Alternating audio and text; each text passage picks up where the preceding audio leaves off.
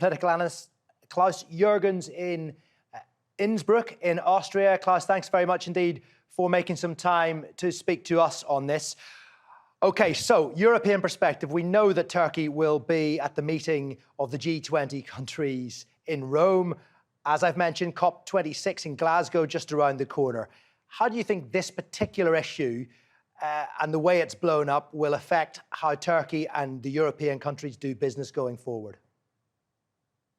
Well, hello, good evening. Thanks for having me. Now, first of all, if I may say this, I had a very, very strange feeling when I heard about this statement first from the 10 ambassadors. So many memories came back of international powers trying to interfere in Turkish domestic politics.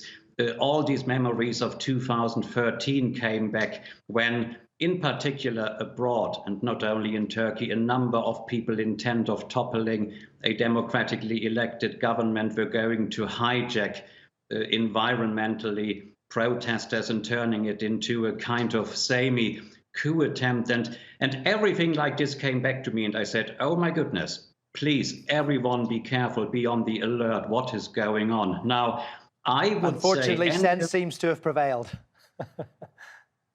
Well, it is not only that ambassadors or diplomatic staff should actually value and cherish the host nation where they actually serve their own country, but you have to understand the country as well. And Turkey fought a long struggle against terror and is still fighting it, YPG and PKK. And now 10 ambassadors have got nothing better to do to just say, well, we want to interfere. There is this one person, and this is an interference in the judiciary. So I was really extremely, extremely worried. Now, as my colleague said, yes, de-escalation, luckily.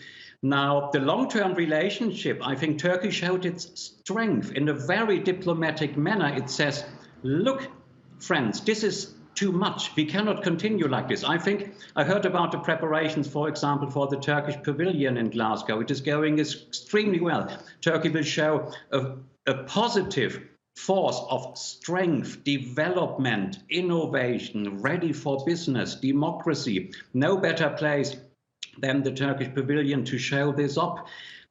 At the same time, the G meeting, as you mentioned, yes, I think Turkey will go there with a very open-minded, but a very positive and direct message to everyone. Please stop interfering in our domestic affairs. Why don't you send a delegation over and just look at developments yourself? Go back to 2013, go back to 2016, try to understand the threat of the PKK and political movements, if I may call them, supporting them. And then, if I have a last half a minute, these 10 countries, I am not entirely certain the ambassadors woke up one morning and just said, let's get together, have a coffee or a Zoom meeting and make a statement. This must have been prepared a little while longer. And if I would have more time, I would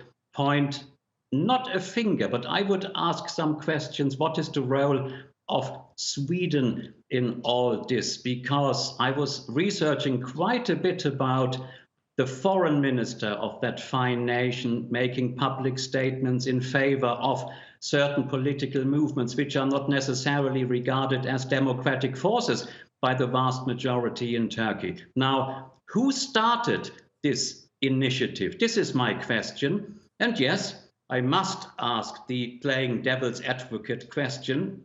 Would Chancellor Merkel have known in advance what her ambassador is up to? So you think Sweden, rather than, for example, the United States, led the charge for these 10 ambassadors to make the request that they did? I am not putting blame on anything, and definitely not saying one foreign minister or one foreign service in particular. But if I analyze the last 6 months to 12 months, what came out of political statements when Turkey, for example, said We have mothers of children demonstrating in front of HDP party offices. They want their children. They're kidnapped, lured into the mountains by the PKK. And apparently HDP officers played a role in all of this.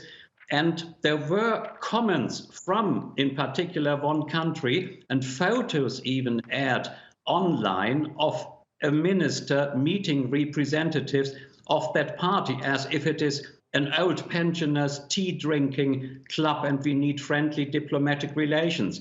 Don't get me wrong, not pointing just to one finger. That would be totally non-professional journalism. I'm just analyzing and trying to read between the lines.